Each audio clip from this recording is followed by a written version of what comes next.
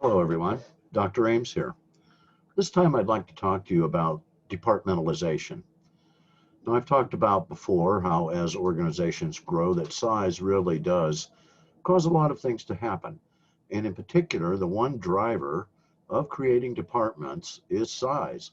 It's simply reasonable to assume that the bigger you get, the greater the tendency is going to become that you're going to have to divide up those jobs that you've got and put them into concrete departments.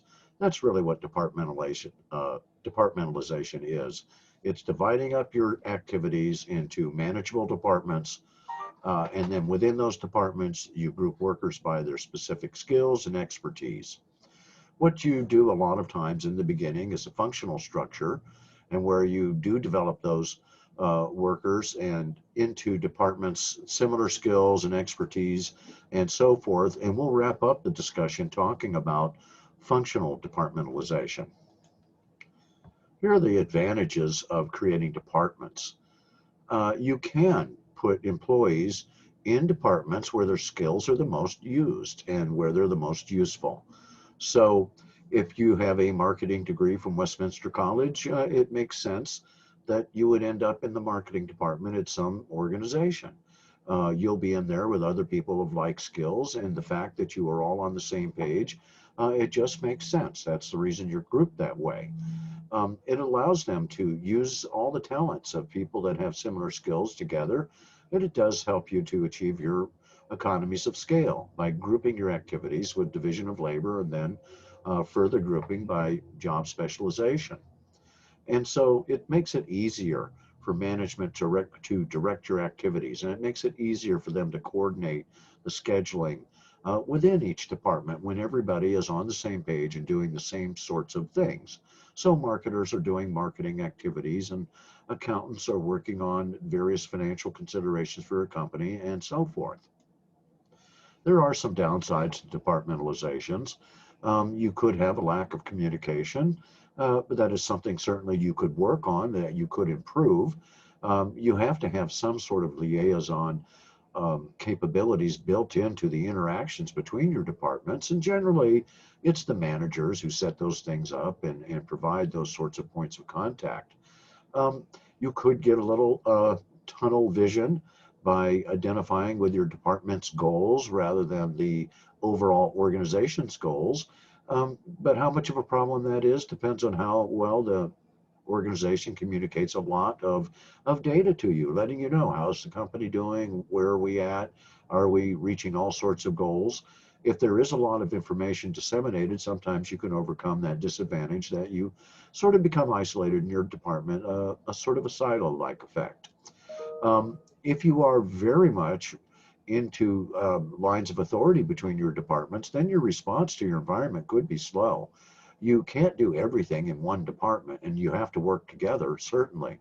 So you want your response to anything from the outside to be as quick and flexible as possible. If you don't have good lines of communication and so forth, this can be one of the downsides, that you do react slowly because you are entrenched in your different areas of expertise. Uh, Sometimes your managers themselves um, become very focused in that narrower area of skill in the department. And so, certainly, a managerial candidate for marketing, they're not necessarily going to be the right choice to move over as the plant manager. They might work out as maybe the home office administration type of manager, and they might not be appropriate for human resource management and things like that. So we do tend to see that manager skills become a little truncated, and they tend to become specialists over time in some particular discipline. Um, and then I think one of the biggest downsizes of a departmentalization process is really that sometimes people in a department get engaged in a little bit of groupthink. If you have a very strong department where you're very successful and people are thinking alike and accomplishing things, sometimes you all start to think alike, and it does become a sort of us versus them mentality. And so that is one of the reasons over here in the beginning, one of the disadvantages is lack of communications between departments and getting a little tunnel vision. A very successful department can really have a small little culture of its own all within the greater corporate culture. So we always want to avoid groupthink whenever possible. Let's wrap this discussion up with talking about functional departmentalization. This is that functional structure I started out with.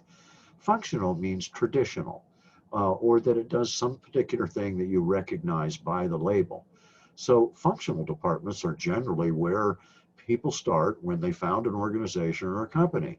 It makes sense to pick departments that have worked in the past and have some sort of reason to exist. So if you're making something, then you've got a production department. And you can call it something else, of course, but it is the department where you do the actual work of creating the product. You may have a finance department. It could be called accounting or finance or anything like that, but you're going to have accountants in there working on financial matters and so forth. And I've talked a bit about the marketing department. That's where you will find that expertise and so forth. And then, of course, human resource management. Human resources are a separate department, obviously, and they're a traditional department, one that we might think of that could be in any company. So that's really what functional departmentalization is. It's the grouping of our skilled workers in particular disciplines to accomplish some of the work and activities of the organization. We also have other ways of organizing and departmentalizing, and we can create any department that seems to make sense for our business operations. Okay, folks, that's all I want to talk about this time. I'll talk to you again soon.